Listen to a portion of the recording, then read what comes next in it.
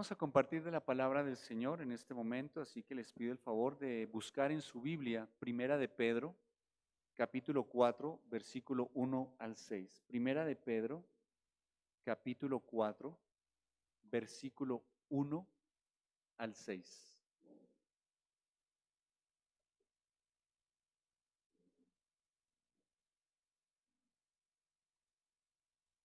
Voy a leer. Puesto que Cristo ha padecido por nosotros en la carne, vosotros también, armaos del mismo pensamiento, pues quien ha padecido en la carne terminó con el pecado, para no vivir el tiempo que resta en la carne conforme a las concupiscencias de los hombres, sino conforme a la voluntad de Dios. Baste ya el tiempo pasado para haber hecho lo que agrada a los gentiles, andando en lascivias, concupiscencias, embriagueces, orgías, disipación y abominables idolatrías. A estos les parece cosa extraña que vosotros no corráis con ellos en el mismo desenfreno de disolución y os ultrajan. Pero ellos darán cuenta al que está preparado para juzgar a los vivos y a los muertos, porque por esto también ha sido predicado el Evangelio a los muertos, para que sean juzgados en carne según los hombres, pero vivan en espíritu según Dios. Hemos venido estudiando la carta de Primera de Pedro y puntualmente el domingo pasado empezamos a estudiar el capítulo 4. Esta enseñanza tiene como título Armarse de la mente de Cristo. Armarse de la mente de Cristo. Ya vimos una primera parte de los versículos 1 y 2 y si Dios lo permite veremos hoy el versículo 3 y 4. Es importante recordar que Pedro está hablando en un contexto de creyentes, él está hablando a cristianos.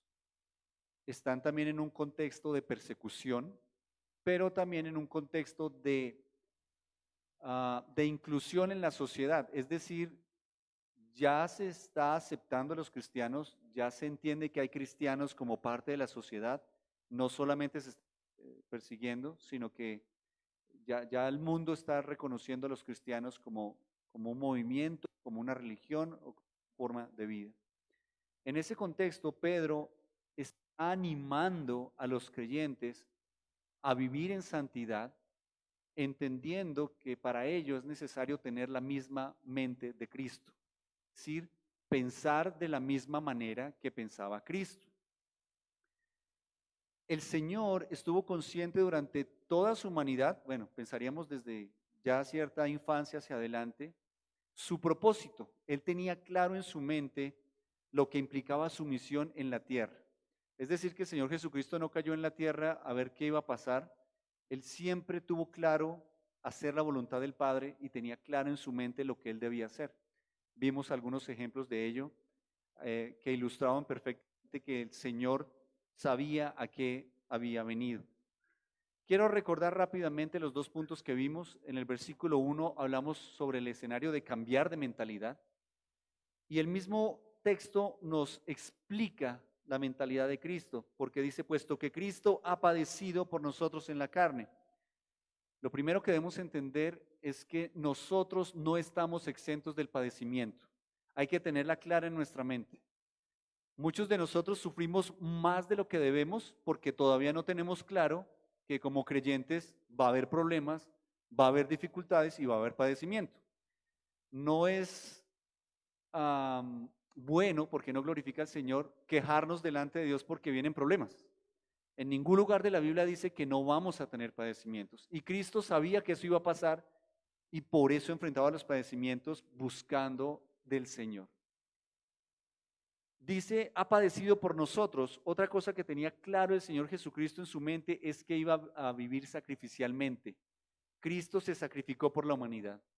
Y nosotros también debemos vivir de la misma manera, sacrificialmente. Dice, puesto que Cristo ha padecido por nosotros en la carne. Esa expresión en la carne es importante, está hablando del tiempo aquí en la tierra. En el cielo no vamos a padecer. Es aquí en la tierra donde la cosa es complicada. Cuando terminamos de leer el versículo 1 dice, pues quien ha padecido en la carne terminó con el pecado. Así que algo que tenía claro el Señor Jesucristo en su mente es que no podía pecar. Él no podía terminar con el pecado viviendo una vida pecaminosa. nosotros debemos tener claro en nuestra mente que como cristianos no estamos llamados a pecar. Nosotros no podemos seguir viviendo en pecado porque ahora somos creyentes, somos cristianos. Ojo, el pecado como una práctica de vida. Vamos a pecar en diversos momentos, pero es muy diferente a estar viviendo una vida de pecado. Cristo por eso no vivió en pecado. Así que Cristo padeció en la carne, Cristo se sacrificó y Cristo no vivió para el pecado y terminó con el pecado. En el versículo 2 vimos que debemos disfrutar, hacer la voluntad del Padre. Básicamente lo que decía el texto, resaltando cosas importantes, dice el verso 2, para no vivir el tiempo que resta en la carne. Cristo sabía que su tiempo en la carne iba a ser muy corto y él tenía que vivir en santidad y hacer la voluntad de Dios. La confrontación para nosotros es cada uno, el tiempo que le queda por vivir, ¿cómo lo va a vivir? O en pecado o en santidad. Cada uno tiene que tomar esa decisión. Cristo decidió vivir su tiempo en la carne haciendo la voluntad de Dios. Pero no solamente hacía la voluntad de Dios, sino que él disfrutaba hacer la voluntad de Dios. Y esa es la manera en que nosotros debemos vivir. No es simplemente hacer la voluntad de Dios por obligación, sino que debería ser una alegría para nosotros hacer la voluntad de Dios. Eso es un gran resumen de lo que vimos el domingo pasado. Vamos entonces a continuar en el versículo 3. Y el versículo 3 tiene una idea y es que debemos pensar que ya pecamos suficiente. Debemos pensar que ya pecamos suficiente. Miren lo que dice el versículo 3. Debemos pensar que ya pecamos suficiente. Dice, baste ya el tiempo pasado para haber hecho lo que agrada a los gentiles. Baste ya el tiempo pasado para haber hecho lo que agrada a los gentiles. Miren que nuevamente Pedro está hablando en términos del tiempo cronológico. En el versículo 2 dice, para no vivir el tiempo que resta en la carne. Está hablando del tiempo futuro. ¿Cómo vas a vivir tu tiempo futuro? ¿De qué manera vas a vivir tu tiempo futuro? ¿Haciendo la voluntad de Dios o haciendo la voluntad de la gente y de tu carne? Pero aquí en el 3 dice, ahora tiempo pasado. ¿Cómo era nuestra vida pasada antes de tener a Cristo en nuestro corazón? Era una vida de desenfreno, de pecado, sin conciencia moral, haciendo lo que nos diera la gana. Pedro está diciendo, ya no más. Tienes que pensar en todo lo que hiciste antes que fue malo para que entiendas que ya fue suficiente. Entonces, hablemos de eso. Hay ocasiones donde mirar al pasado puede ser un error o algo negativo. Lo explico. Satanás usa recuerdos de nuestra vida pasada para desalentarnos. Entonces, yo me acuerdo cuando era un asesino, cuando era un violador, cuando era un mentiroso, cuando era un adúltero, y entonces Satanás usa esa información ¿para qué? Para que yo no viva una vida plena, para que me sienta miserable, para que diga yo no puedo, para que no viva mi vida cristiana. ¿Qué van a hacer las personas? Recordarnos nuestro pecado pasado, ¿para qué? Para hacernos sentir mal, para avergonzarnos, para dominarnos, para controlarnos, para afectar nuestros estados emocionales. En ese escenario no sería bueno pensar en el pecado anterior o pasado. ¿En qué contexto está hablando Pedro? Dios, por ejemplo, le decía a Israel, acuérdate cuando eras esclavo en Egipto. Acuérdate de esa condición en la que vivías. Acuérdate del pasado. Pero eso era ¿para qué? Para que ellos se motivaran, dijeran, miren, ya abandonaron esa vida de esclavitud, ahora tienen una vida nueva. Sin embargo, ¿qué hacía el pueblo de Israel con Egipto? Yo quisiera estar allá cuando estaba en Egipto y me daban carne, me daban lentejas y me daban de todo. Pero el Señor les decía, no recuerden ese momento porque eran esclavos, ahora van a ser libres y van a estar viviendo bajo mi autoridad. En ese escenario, la motivación de vivir, de recordar el pasado, se vuelve algo positivo. Yo recuerdo el pasado para no querer vivir de esa manera y para no volver a ser dominado por esa condición. Es decir, yo mentí y a causa de mentir dañé mi hogar, fui a la quiebra. Y yo al acordarme de eso digo, yo no quiero volver a eso. Y el acordarme de eso del pasado, ¿a qué me motiva en el presente? A dejar de mentir, porque ya sé que el mentir en el pasado me llevó a unas cosas malas. ¿Es claro? ¿Soy claro? Ok. Otro ejercicio, Pablo. Pablo, él se recordaba a sí mismo que él perseguía a cristianos. Y en ocasiones decía, yo soy un miserable, soy una rata canequera, porque mataba a cristianos y perseguía a cristianos y no merecería la gracia del Señor. Pero el acordarse de todos los cristianos que él mataba lo motivaba para evangelizar más personas para que fueran salvas. Entonces, el recordar lo malo que era se convertía en una motivación para ser mejor en el presente y corregir de alguna manera ese tiempo pasado. Entonces, en nuestra vida cristiana debemos pensar de ese sentido y así como lo dice Pedro, baste ya el tiempo pasado. Ya el pasado no te define. Tienes que dejar el pasado atrás, pero ese pasado úsalo para proyectarte hacia el futuro. Y está hablando de un escenario particular. Dice, basta el tiempo pasado para haber hecho lo que agrada a los gentiles. Antes de recibir a Cristo, en el pasado, ¿qué hacía yo? Agradar al mundo, agradar a las personas, agradar a la carne. Y Pedro nos está animando, ya no más. Cuando recibes a Cristo, tú ya no vives para agradar a las personas. Un ejemplo rápido, no sé si a ustedes les pasó, pero cuando yo estaba en el colegio, sobre todo en la universidad no tanto, los amigos lo motivaban a uno a hacer cosas. ¿Para qué? Para que uno demostrara, ¿sí? Entonces, las primeras embriagadas, ¿cómo fueron? Tómeselo, sea varón, otro fondo blanco. ¿Y qué hacía uno? Uno tenía que demostrar que era el alfa de la manada. Entonces se empujaba toda una botella y uno con 15 años, 16 años, 18 años, pues quedaba ahí tuitico vomitado. En ese escenario es que está hablando Pedro. Antes le hacías caso a las demás personas respecto a pecar. Antes le hacías caso a las personas de cómo deberías vivir. Ya no más. Basta ya de vivir como vivías en el pasado. Ahora en el presente, tú vives de acuerdo a la voluntad de Dios. Por eso debemos pensar que ya pecamos suficiente. Por eso dice, basta ya. Hermanos, no sé a qué edad usted recibió a Cristo, no sé si lo ha recibido todavía, pero haga un paralelo con su edad. Digamos que usted recibe al Señor a los 30 años, a los 40 años. ¿Cuánto pecado ha cometido en 40 años? Pedro está diciendo, ¿te parece poco? Ha sido 40 años de pecado. Así que los próximos 40 no deberías vivir de la misma manera. Lo mismo si son 20, si son 10 o son 15.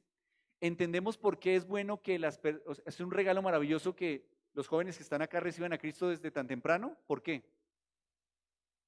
Porque tienen la oportunidad de no acumular tanto pecado como algunos lo hicimos. Ok, estos recuerdos del pasado nos sirven para animarnos a vivir en santidad. Yo debo usar el pasado para vivir en santidad. Para eso me sirve el pasado. Las embarradas que cometí, los pecados que cometí, me sirven como referente para mejorar mi vida, para mejorar mi relación con el Señor y para vivir de una manera que glorifique la voluntad del Padre Celestial. Es terrible que yo ahora tenga al Señor y siga cometiendo los mismos pecados y siga viviendo de la misma manera, o sea, como si no lo hubiera recibido.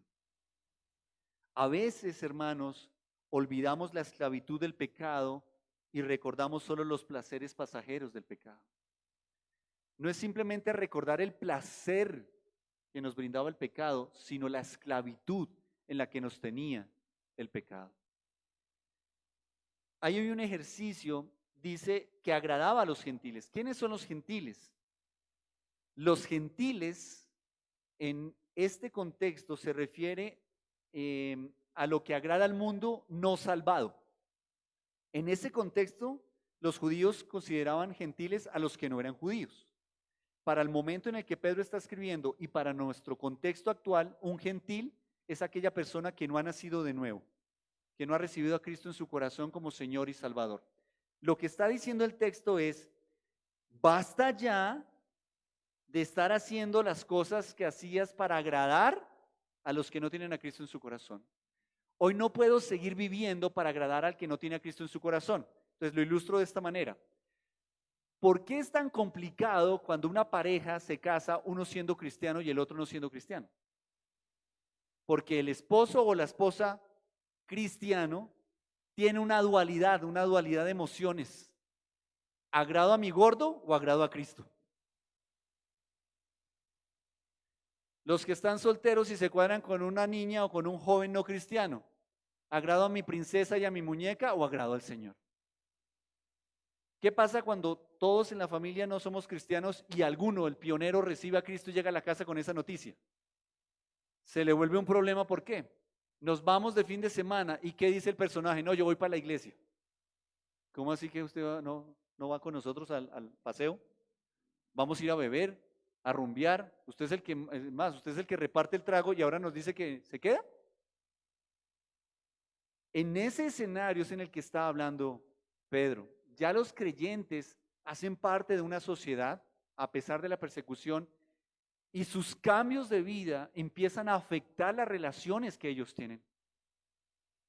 Por eso dice, ya durante 20 años agradaste a tu familia, durante 30 años agradaste al mundo, durante 50 años agradaste a tu esposo, a tu esposa.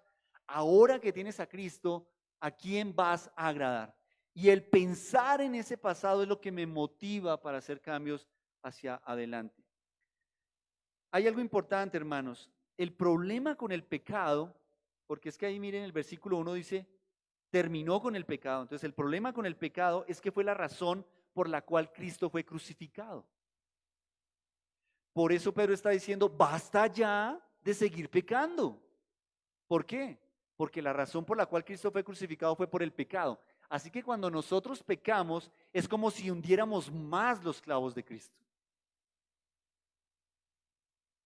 Cuando pecamos es como si estuviéramos celebrando que Cristo murió. Es decir, entristecemos el corazón del Señor. La vida del creyente se divide en una vida anterior y una vida nueva. Esos son los dos escenarios. Vida anterior y vida nueva. Ya pecamos suficiente en nuestra vida anterior, no podemos seguir agradando los deseos de la carne en nuestra vida nueva. En palabras sencillas, cuando uno recibe a Cristo tiene que haber un antes y un después. Su familia, sus amigos, su pareja, su esposo, su esposa, tienen que darse cuenta que antes era de una manera y ahora usted es de otra manera. Si hoy en día no se han dado cuenta, posiblemente es que no has nacido de nuevo. La buena noticia es que si no has nacido de nuevo, puedes nacer hoy. Pero a partir de hoy, tu familia, tus amigos, tu pareja, tu contexto se deben dar cuenta de que algo pasó, de que ha ocurrido algo diferente. Pedro hace referencia en el versículo 3 a 6 pecados en particular. Dice, baste ya el tiempo pasado para haber hecho lo que agrada a los gentiles, andando en lascivias, concupiscencias, embriagueces, orgías, disipación y abominables idolatrías. Donde dice andando, hace referencia a una forma de vida. Entonces, no está hablando a un momento particular. Lo ilustro de esta manera. Yo hace muchísimas décadas que no tomo licor.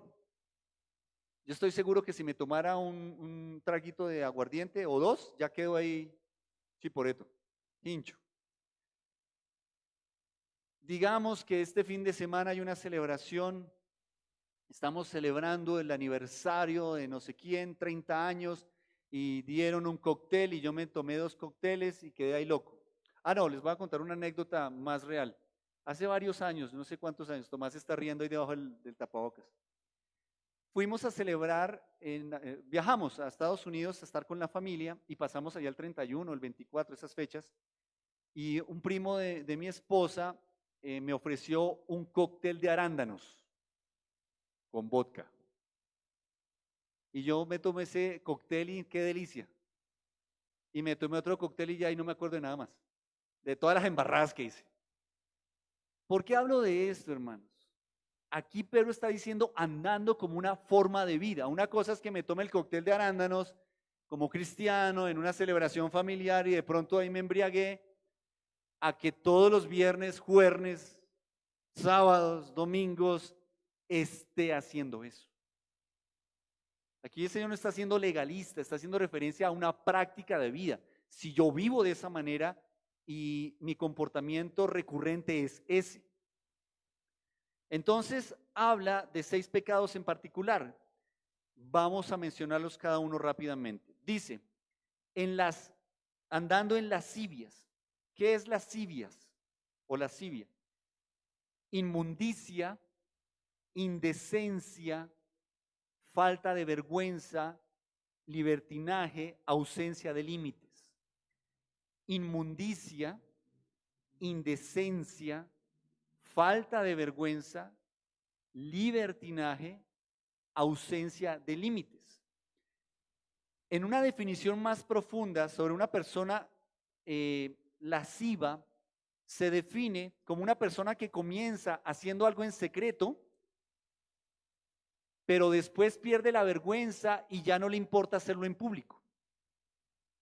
Entonces, no es que estemos categorizando el pecado, pero digamos, yo hago algo privadamente, secreto, tengo mi pecado y secreto que nadie se da cuenta, pero cuando ya estoy consumido en la lascivia, ya no me importa que me vean, ya no me importa que la gente se dé cuenta, ya no me importa que me pillen.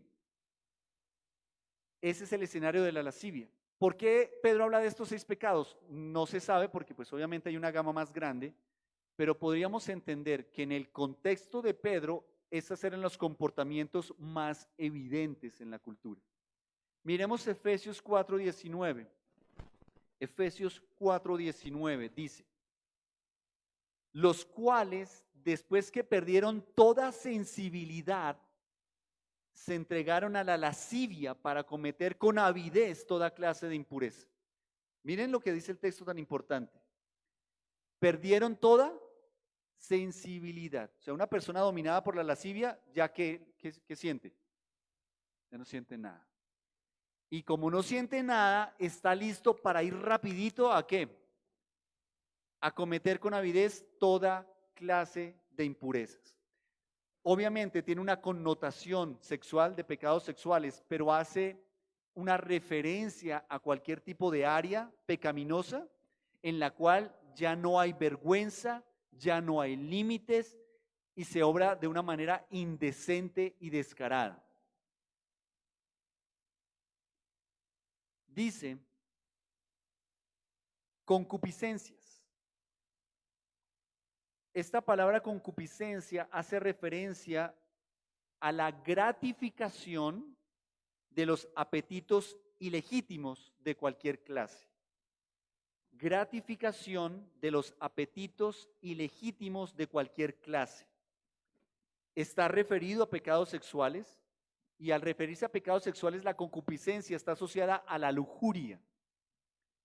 ¿Qué es la lujuria?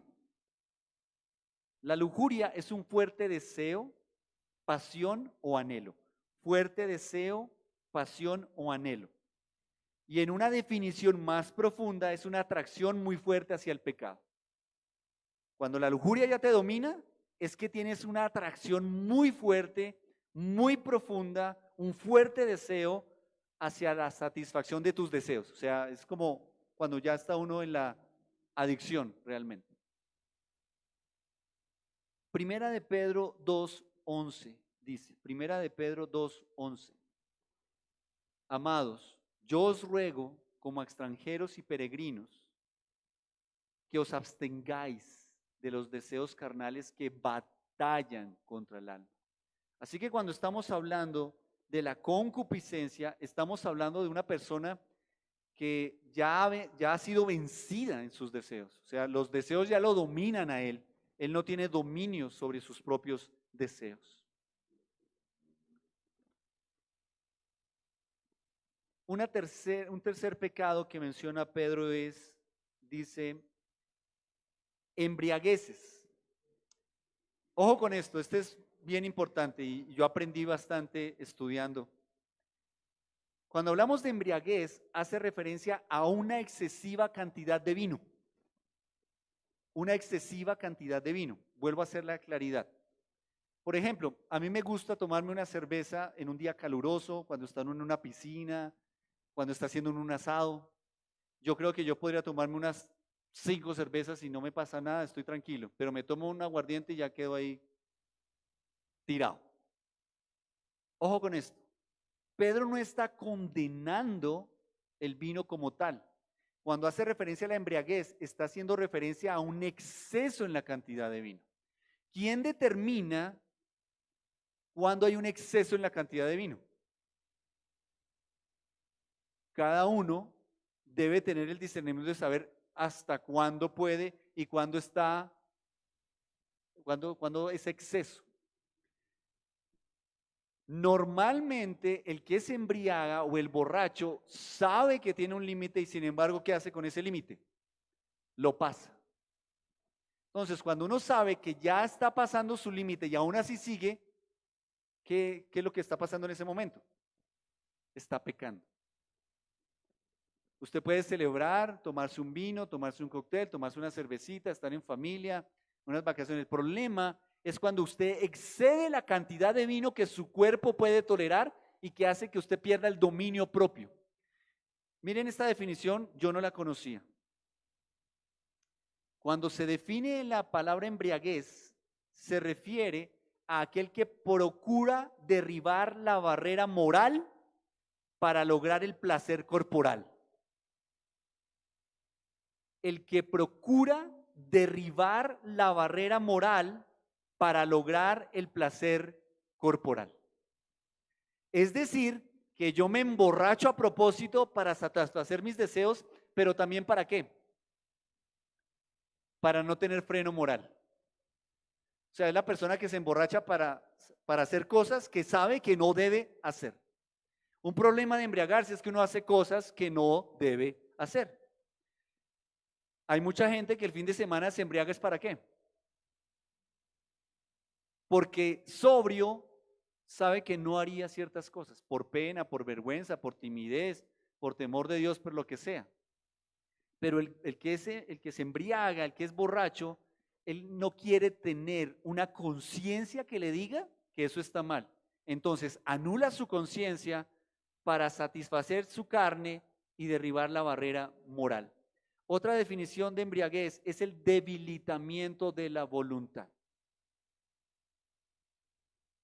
Miren, yo sé que esto la gente lo toma como chiste, pero entonces cuando suben los memes de que me emborraché y me levanté y lo hice con la más fea o con el más feo, y eso se toma como broma. ¿Por qué la gente se embriaga? ¿Por qué la gente embriaga a otros? Para que la gente no tenga voluntad.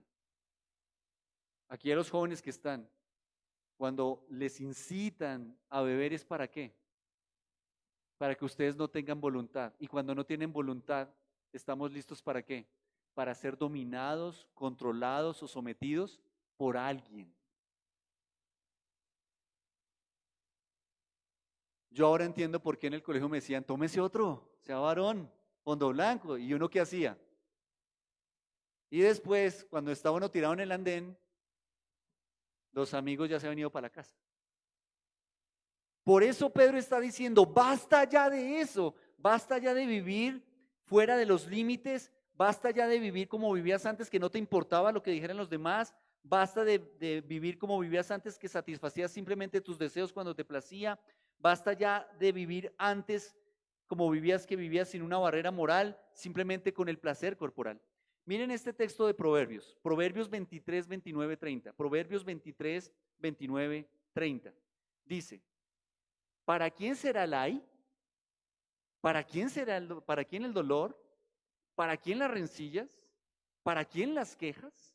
¿Para quién las heridas en balde? ¿Para quién lo amoratado de los ojos, o sea, los ojos rojos? Para los que se detienen mucho en el vino, para los que van buscando la mistura. ¿Qué significa para los que van buscando la mistura? Es un catador de licores. O sea, el que le gusta estar probando los tragos para saber a qué saben, es eso, para los que van buscando la mistura. El problema de estar probando licores, ¿cuál es? Pues la embriaguez. Les voy a contar mis pecados. Cuando estaba en 11, en 11, en sexto de bachillerato, en mi época era sexto de bachillerato, hoy es 11, ¿cierto? Yo tenía un grupo de amigos y uno de ellos era hijo de un señor que tocaba en una orquesta de salsa. Entonces los fines de semana nos íbamos al apartamento de mi amigo y a escuchar salsa. Y él sacaba las congas, los bongoes, la guacharaca, todos los instrumentos que tenía ahí, y cada uno cogía un instrumento. Pero cada uno llevaba un licor diferente. Entonces imagínense un poco de pelados, uno traía whisky, el otro aguardiente, el otro traía vino, el otro champaña, el otro, el más llevado compraba una cajita ahí de aguardiente coco o de chocolate, una cosa rara, y la traía. Imagínense la mezcla de todos esos licores. Aparentemente estábamos haciendo algo chévere, ¿qué era? Escuchar salsa. Éramos solo amigos. Era un plan sano. Pero terminábamos ebrios. Pero una vez ebrios, ¿qué hacíamos? Salíamos a la calle a hablarle a las muchachas, a buscar en qué fiesta nos metíamos. Muy lindo. Entonces, ¿qué está diciendo Pedro? Giovanni, antes en el pasado hacías eso, ahora estoy en tu corazón, basta ya de hacer eso. Ahora tu presente es diferente para que tu futuro sea diferente al cambiar tu manera de vivir. ¿Qué le pasa al borracho? No sé si lo cambiaron. Sí, ponme por favor Proverbios 23, 29, 30. ¿Lo tienes? Dice, ¿para quién será el ay? ¿Para quién el dolor? ¿Para quién las rencillas? Proverbios 23, 29, 30. ¿Para quién las quejas? ¿Para quién las heridas en balde? Dígame, ¿esto no es la vida de un borracho? Problemas, quejas, dolores, los ojos rojos, es una advertencia. Dice el texto, orgías. Orgías se entiende como ir de parranda, andar por la vida alimentando la lujuria. Ir de parranda, andar por la vida alimentando la lujuria. Se define como aquel que disfruta de las fiestas desenfrenadas. Tiene una connotación sexual también. ¿No han visto los comerciales, las películas de la gente así toda enloquecida? Y que mejor dicho se tiran desde un techo y la gente se tira con ropa en la piscina. ¿Y ese es el sueño de todo joven? Las charlas de los jóvenes, ¿cómo estuvo? Estuvo una nota, nos desnudamos todos y salimos a la calle. No, nos montamos en el carro como 8 y a eso le dimos hasta lo que dio el carro. No, nos robamos el carro de mi papá y fuimos hasta Villa de Leyva y nos regresamos. ¿Y a cuánto? A 150. No está hablando de fiestas y diversión, está hablando de fiestas desenfrenadas, o sea, es de esos lugares o rumbas donde la gente llega y amanece al otro día en una casa que no conoce y le toca tocarse todo porque no sabe qué pasó. Ese es el escenario de las orgías. Dice que es una persona que no tiene control y anda por la vida alimentando esa vida sin control. ¿Se parece al siglo XX o no? Miren, hermanos, estamos en pandemia, nos encerraron como 4 meses, ahora nos toca andar a 2 metros con tapabocas, con hipocloruro, con alcohol, con gel, con cuanta cosa, y usted ve en las noticias, fiesta clandestina, 500 personas metidas en una bodega, todos sin tapabocas, bebiendo y haciendo de todo. Es eso lo que está diciendo Pedro. Antes no tenías a Cristo, está bien, eras un loco allá sin límites, pero ahora no, basta ya. Debes pensar que ya has pecado suficiente. Hermanos, usted de pronto a los 20 hizo eso, pero ahora tiene 40 y siguen las mismas. Tampoco. O sea, el Señor está diciendo, evalúa tu vida, revisa tu vida. Miren lo que dice Gálatas 5:21. Gálatas 5:21. Gálatas 5:21. Envidias, homicidios, borracheras, orgías y cosas semejantes a estas, acerca de las cuales os amonesto, como ya os lo he dicho antes, que los que practican tales cosas no heredarán el reino de Dios. Ojo, hermanos, vuelve a hacer énfasis, los que practican. Está haciendo una referencia que tiene como estilo de vida eso.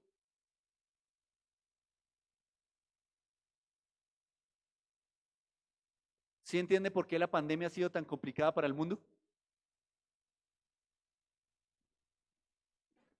Una persona que está acostumbrada a pachanguear, a desenfrenarse, a estar en contacto con la gente para embriagarse y le dicen hay que encerrarlo. Por eso es que vemos esas noticias, como si fuéramos animalitos que no podemos aguantarnos las ganas de embriagarnos y de hacer ciertas cosas. Dice el texto, disipación. ¿Qué es disipación? Se define como la entrega fácil o frecuente de una persona a las diversiones. Entrega fácil o frecuente de una persona a las diversiones. Ojo con lo que sigue. Entrega fácil o frecuente de una persona a las diversiones. Ya algunos dirán, ay, pero ¿cómo así que no me puedo divertir? No, miren lo que dice. Con la consiguiente falta de concentración y reflexión. Es decir, es una persona que se divierte, pero ¿sin qué? Sin reflexionar. ¿Estás loco? ¿Sí? Es como el juego de la ruleta rusa, ¿no?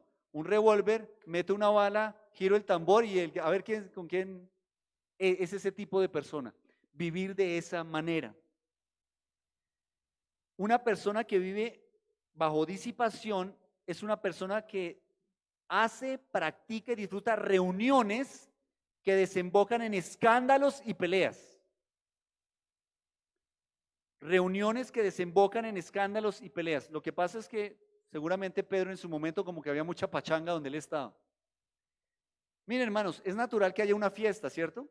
Pero ¿por qué una fiesta terminaría en peleas y en escándalos? ¿Qué tendría que pasar en la fiesta? Descontrol, no límites. Yo me acuerdo que en mi época había un lema que era comamos y bebamos, que mañana moriremos. ¿Y ese era el lema para qué? Para hacer relajo.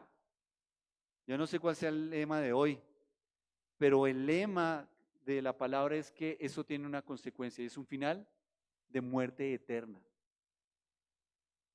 Primera de Tesalonicenses 5:7. Primera de Tesalonicenses 5:7 dice la palabra. Pues los que duermen de noche duermen, y los que se embriagan de noche se embriagan. En palabras sencillas, la noche se hizo ¿para qué? No para qué. Andar en disipación.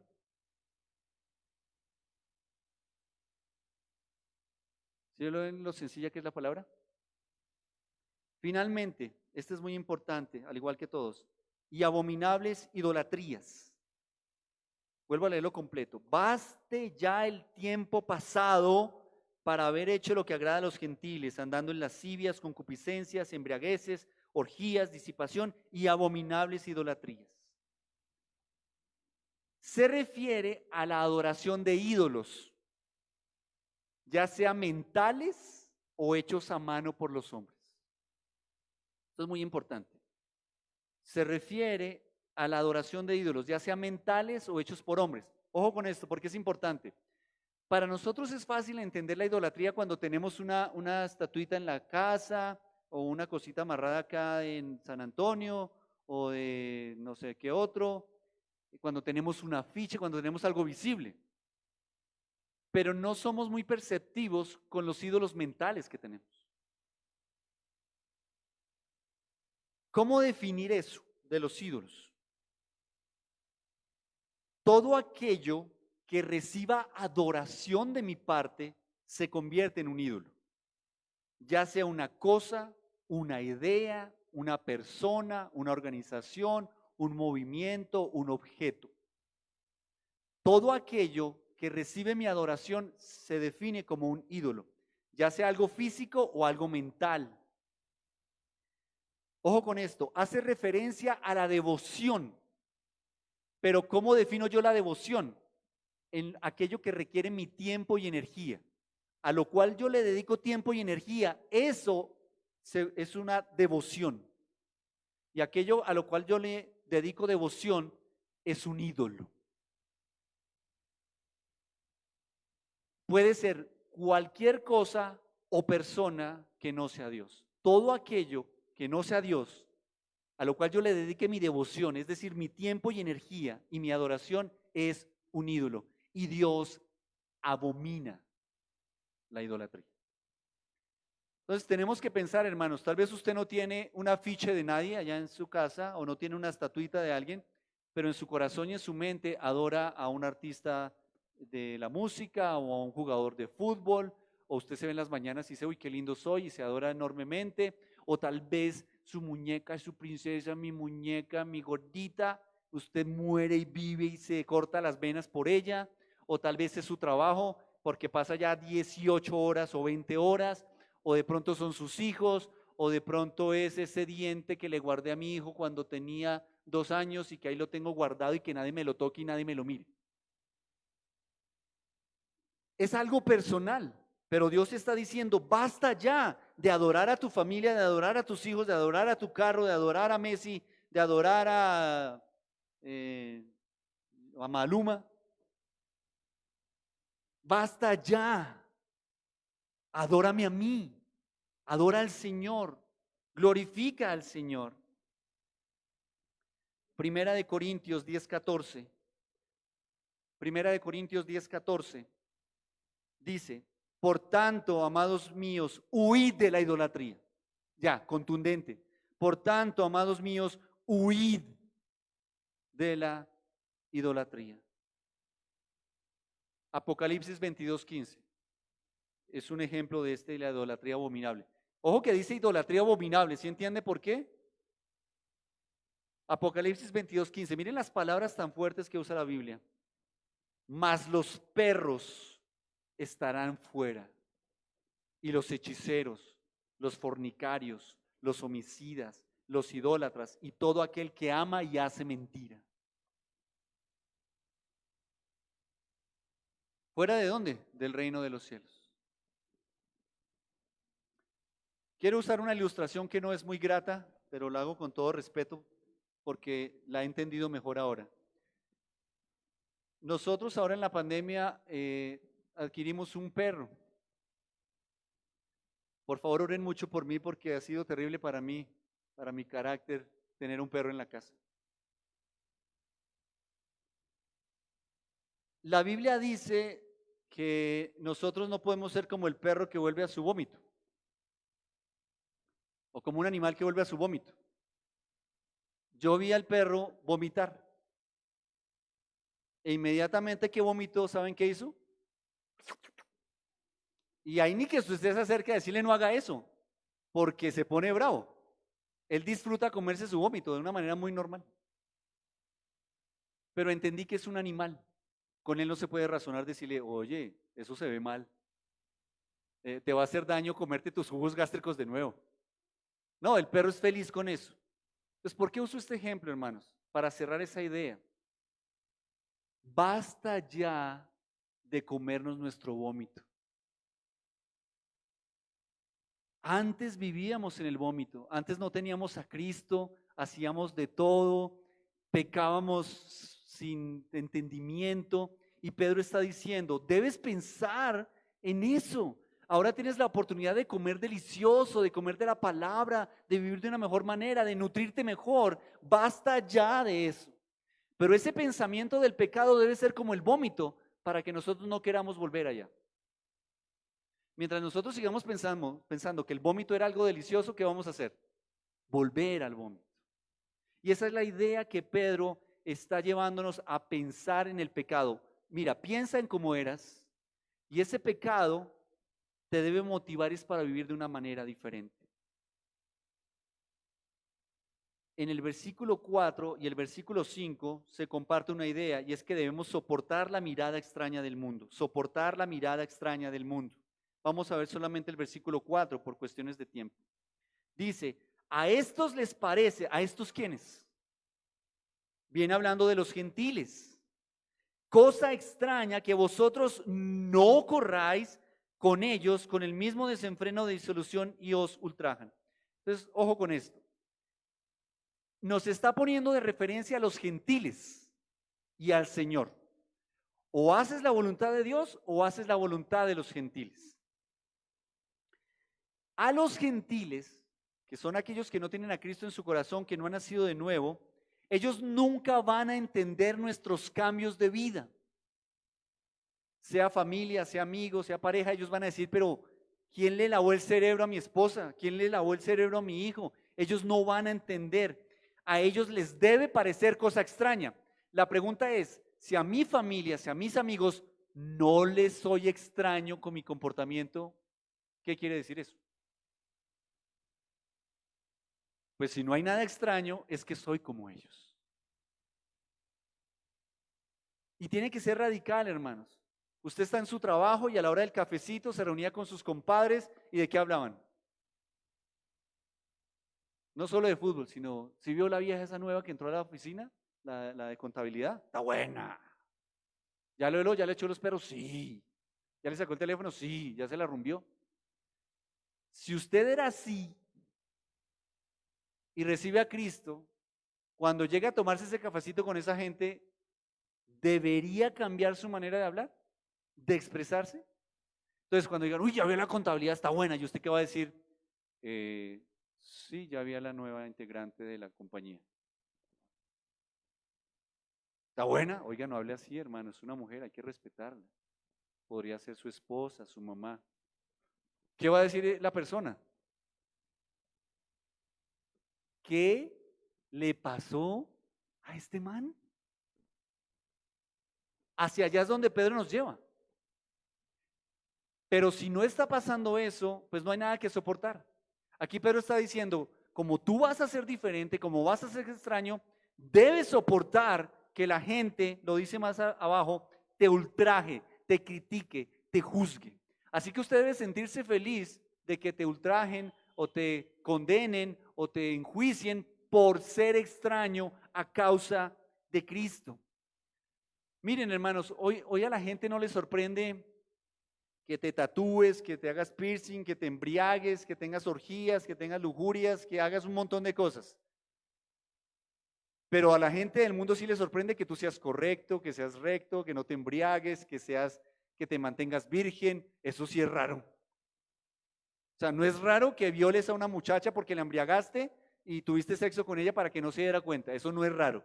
Pero si dices, no, yo me voy a mantener virgen hasta el matrimonio, ¡oh!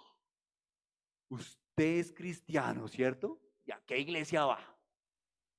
Usted usa una falda que le cubre las piernas y, ¡oh! Pero usa una falda cortica y lo mueve en el TikTok y eso es normal. Eso no tiene nada de raro. Pedro está diciendo, debes soportar la mirada extraña del mundo cuando tú eres extraño para el mundo. Usted debe ser extraño, debe ser un bicho raro para el mundo. Hermanos, ¿qué debe sorprenderle al mundo? Que un borracho se vuelva sobrio. Que un hombre adúltero se corrija y cuide de su hogar y restaure su matrimonio. Que un joven se mantenga virgen. Que un joven no se embriague y no esté en orgías y en fiestas descontroladas. Eso es lo que está diciendo el Señor que debemos aprender a soportar, lo que diga la gente. Pero tenemos que amar a la gente. No podemos, miren lo que dice, correr con ellos. No podemos hacer lo que ellos hacen. No podemos ser tan desenfrenados como ellos. Habla de la disolución. Disolución es libertinaje, relajación de costumbres. Es decir, que yo no puedo ser libertino y relajado en las costumbres o los principios bíblicos. A lo que quiero llevarlos para terminar es lo siguiente. Pedro tiene un propósito evangelizador. La gente no va a entender. Debemos tener paciencia con los perdidos, aunque no estemos de acuerdo con su forma de vida ni participemos de sus pecados, porque ellos están ciegos espiritualmente. Los incrédulos nos van a juzgar, pero a mí no me debe preocupar que ellos me juzguen, me debe preocupar el juicio que viene para ellos. A mí no me debe preocupar que los incrédulos me juzguen, me debe preocupar que Dios los juzgará a ellos. Pero nosotros, o el contacto que los incrédulos tengan con nosotros, es importante porque posiblemente sea el único contacto que tengan con la verdad.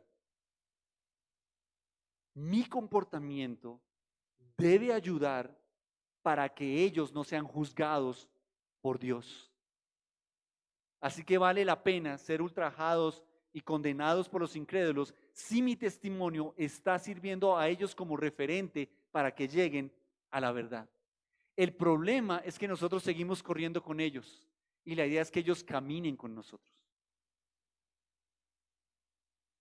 La pregunta es cómo estamos viviendo. Antes participábamos de eso, ahora no lo hacemos. La vida limpia y moral de un creyente condena al pecador. ¿Saben por qué la gente nos va a criticar?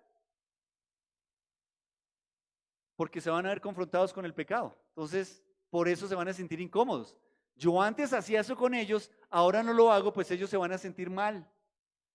¿Y ellos qué van a hacer? ¿Motivarme a que yo siga haciendo lo que hacía antes? Quiero terminar con 2 versículos. Apocalipsis 22:12. Apocalipsis 22:12 dice: He aquí, yo vengo pronto y mi galardón conmigo para recompensar a cada uno según sea su obra. Cada uno de nosotros rendiremos cuentas al Señor por lo que yo hice. No voy a rajar del prójimo, sino por mí mismo rendiré cuentas. Jeremías 17:10. Jeremías 17:10. Yo, Jehová, que escudriño la mente, que pruebo el corazón, para dar a cada uno según su camino, según el fruto de sus obras. Así que, hermanos, tenemos que tomar la decisión de aceptar vivir como unos extraños en el mundo, pero agradando al Señor. Eso es lo que tenemos que aceptar. Y esa era la mentalidad de Cristo. Acuérdense cómo Cristo fue criticado y juzgado porque era un bicho raro, pero por hacer la voluntad del Señor. Vamos a orar.